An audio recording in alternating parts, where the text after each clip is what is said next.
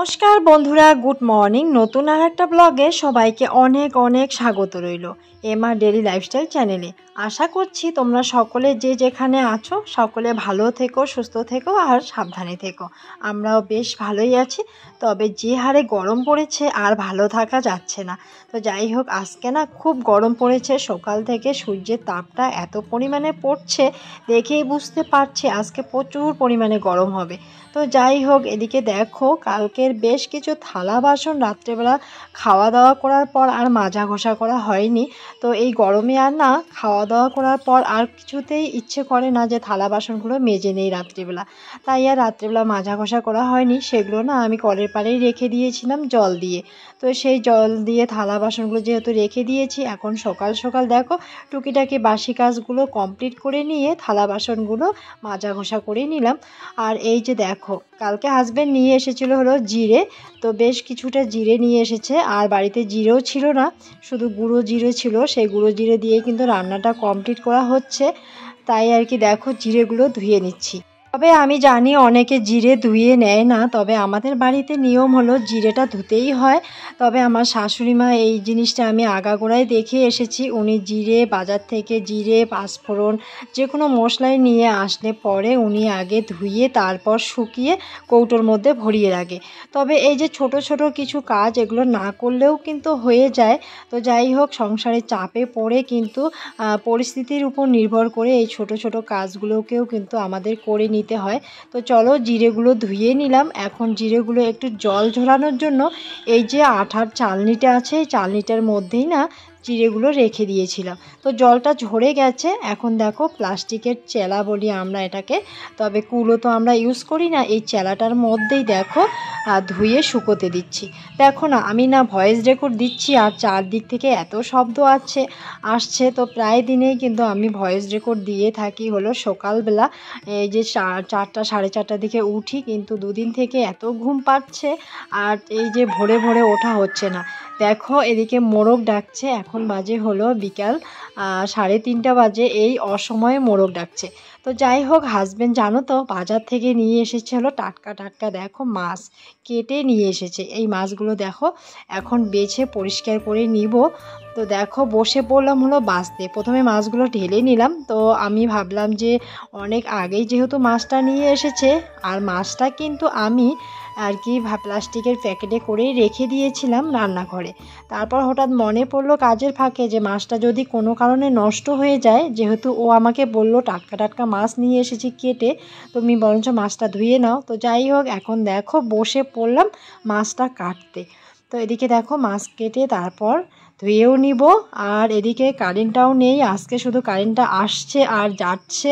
তো দেখতেই পাচ্ছ রৌদ্রের তাপটা কিন্তু প্রচুর পরিমাণে পড়ে গেছে। আর এদিকে দেখো মাছ দেখে এদিকে আমার পুষি সোনাও ম্যাও ম্যাও করছে সাইড থেকে। আর এদিকে দেখো এই যে মুরগির বাচ্চাগুলো এদিক থেকে আসছে ওদিক থেকে আসছে, ওদেরকে তাড়িয়ে দিলাম।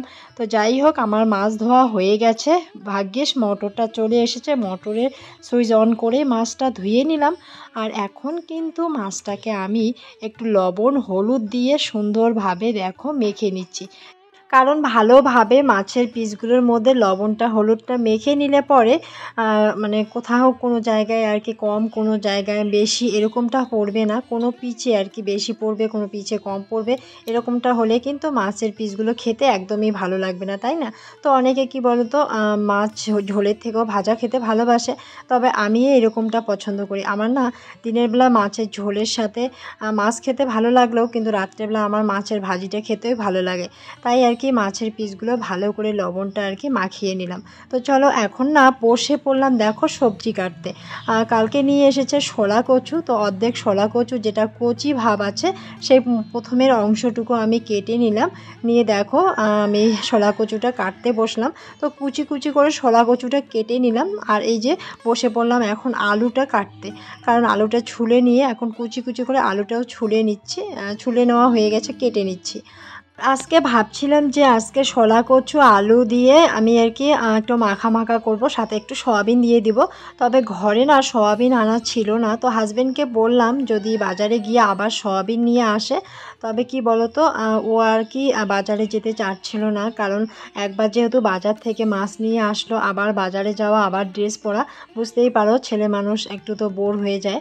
তো যাই হোক, ভাবলাম যে যেটুকুই আছে সেগুলোই আর কি রান্নাটা করে নেই।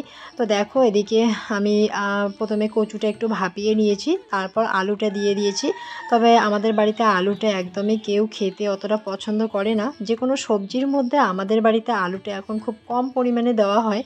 তো যাই হোক, এদিকে দেখো আলুটার মধ্যে আমি কয়েকটা মাত্র কাঁচা লঙ্কা কেটে দিয়েছি, 2-3টে। তবে বেশি ঝাল ঝাল করব না সবজি, কারণ বেশি ঝাল সবজি খেলে এই গরমের মধ্যে একটু ক্ষতিও হতে পারে। তো দেখো এদিকে মশলাটা দিয়ে আলুটা ভালো করে একটুখানি ভেজে নিলাম। এখন এর মধ্যে আমি সিদ্ধ ভাপিয়ে রাখা যে কচুটা আছে সেই কচুটা দিয়ে দিলাম, মানে শোলা কচুটা। তারপর দেখো একটু না মানে আলুটা আর কি মশলাটা একদম লেগে লেগে যাচ্ছে। তারপর মোটামুটি একটুখানি জল দিয়ে এখন দেখো আর কি আলুর যে সবজিটা সেটা একটু কষিয়ে নিচ্ছি। তারপর এর মধ্যে যতটুকু আর কি পরিমাণ মতো জল লাগে সেই অনুযায়ী আমি জলটা দিয়ে দিব সিদ্ধ হওয়ার জন্য। তো আমি যেহেতু আর কি ঢাকা দিয়ে একটু ভেজে নিয়েছি, মোটামুটি একটুখানি সিদ্ধ হয়েছে। দেখো পরিমাণ মতো একটুখানি জল দিয়ে দিলাম, দিয়ে এখন দেখো একটুখানি সিদ্ধ করে তারপর একটু মিট মশলা দিয়ে সবজিটা নামিয়ে নিব। তো সবজির কালারটাও সুন্দর হয়েছে, কিন্তু একটু সয়াবিন হলে কিন্তু খেতে ভালো লাগতো। তো দেখো সবজিটা নামিয়ে নিয়ে কড়াইটা আমি ভালো করে ধুয়ে নিয়ে দেখো কড়াইটা এখানে মানে ওভেনে দিয়ে আবার একটুখানি জাল দিয়ে দিলাম। দেখো কড়াইটা গরমও হয়ে গেছে। এখন ওরই মাঝে আমি একটুখানি তেল দিয়ে দিলাম। এখন না মাছটা ভেজে নিব। আর আজকে ভাবলাম যে শুধু মাছের ঝোল করব একটু মশলা দিয়ে, তারপর ভাবলাম যে না, দুটো আলু কেটে দেই, খেতে ভালো লাগবে। তো যাই হোক একটুখানি মানে দুটো আলু নিলাম, আলু পিস পিস করে কেটে নিয়েছি একটু বড় বড় করে। আর এই যে দেখো আমি মাছটা ভেজে নিচ্ছি। প্রথমে 4 টুকরো দিলাম, তারপরে বাদবাকি মাছগুলো এইভাবেই আর কি ভেজে নেব। তবে কি বলো তো, আমার কড়াইটা এত গরম হয়েছে, মাছের পিসগুলো দেখো পুড়ে পুড়ে যাচ্ছে, একটুখানি মানে বেশি আর কি ভাজিটা হয়ে যাচ্ছে। তারপর কড়াইয়ের তাপটা একটু কড়াই না, ওভেনের তাপটা একটু কমিয়ে দিলাম। তো চলো, প্রথম ভাগটা আমার মাছের ভাজাটা হয়ে গেছে। দেখো প্রথম ভাগটা আমার মাছের ভাজাটা হয়ে গেছে, সমস্ত মাছগুলোই নামিয়ে নিয়ে নিলাম।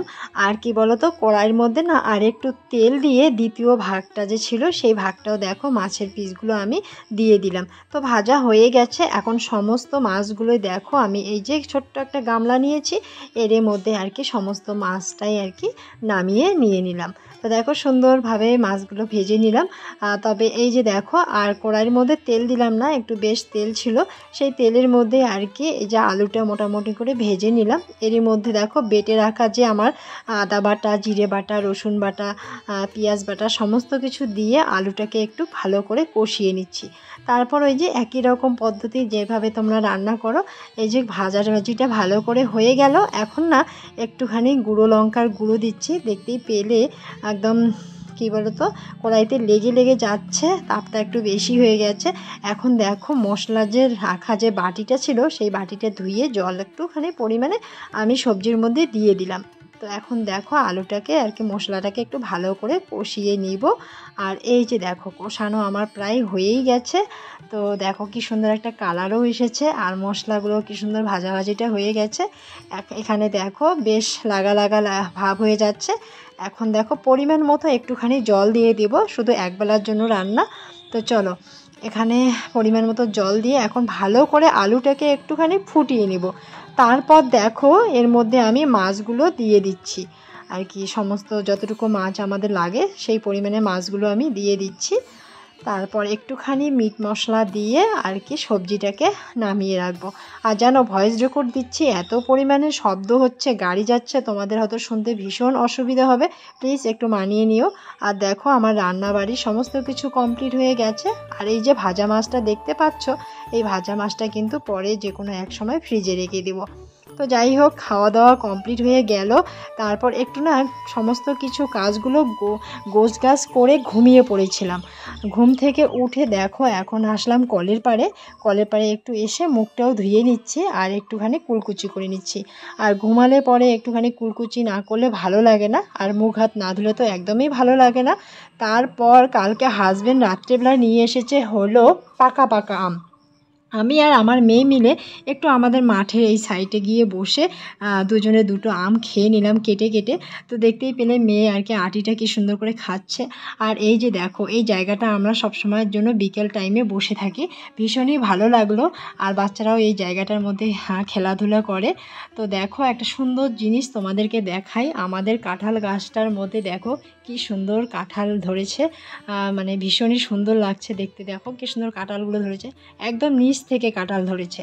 তো যাই হোক, আমাদের কিন্তু অনেক কয়েকটা কাঁঠালের গাছ ছিল, তো এখন মাত্র শুধু একটা কাঁঠালের গাছ, কারণ 3টে গাছ নষ্ট হয়ে গেছে। তো এদিকে দেখো সন্ধ্যা প্রদীপ দেওয়ার টাইমও হয়ে গেছে, বাড়ি চলে আসলাম। তো সন্ধ্যা প্রদীপ দেওয়াও হয়ে গেছে। আর এখানে দেখো আমি আর কি ধুনো আর কি মানে প্রদীপ জ্বালাচ্ছি আর কি। ধুনোর যে প্রদীপটা, এটা হলো আমি গোয়াল ঘরে দিব।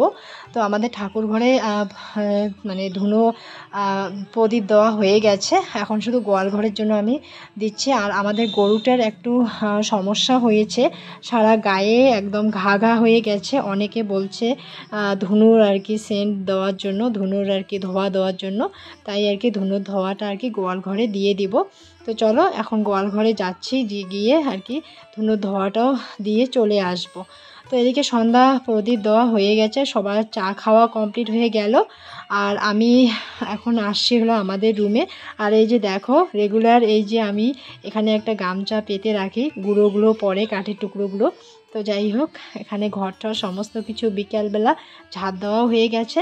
আবার এই যে গামছার টুকরোগুলো যে ছিল কাঠের টুকরোগুলো, সেগুলো ফালিয়ে দিয়ে আবার নতুন করে গামছাটা পেতে নিয়েছি। আর আমার মেয়ে দেখছে হলো টিভি দেখছে আর খাওয়া দাওয়া করছে। তো ওকে ডাক দিলাম যে এসে বই নিয়ে বসো। তো ততক্ষণে আমার একটা নাইটি, পরনের নাইটি ছিঁড়ে গেছে, তো আর কি সেলাইটা খুলে গেছে, সেই নাইটিটাই দেখো সেলাই করে নিচ্ছি। তো চলো বন্ধুরা, আজকের ব্লগটা তোমাদের কেমন লাগবে জানি না, তবে আজকে আমার সকাল থেকে সারাদিনে টুকিটাকি অনেক কাজের মধ্যে দিয়ে আর কি কাজ থেকে শুরু করে বিকেলে একটু আড্ডা, সমস্ত কিছুই আর কি মা মেয়ে মিলে কাটিয়ে নিলাম। তো যাই হোক, তোমাদের ভিডিওগুলো ভালো লাগলে অবশ্যই লাইক করো, কমেন্ট করো, বন্ধুদের সাথে বেশি বেশি করে শেয়ার করো, আর সাবস্ক্রাইব করে দিয়ে পাশে থাকো। তো আর জানো তো, এদিকে আমার না চশমা ছাড়া একদমই কিন্তু কোনো কিছু সেলাই করতে খুবই অসুবিধা হয়। তবে তোমাদের কার এরকম হয় অবশ্যই কমেন্ট করে একটুখানি জানিয়ে দিয়ে। তো আমি চশমা ছাড়া জানো তো সুচের মধ্যে সুতো ভরাতে পারি না, খুব অসুবিধা হয়। তো চলো দেখা হচ্ছে নেক্সট আর একটা ব্লগে। আজকের মতো টাটা।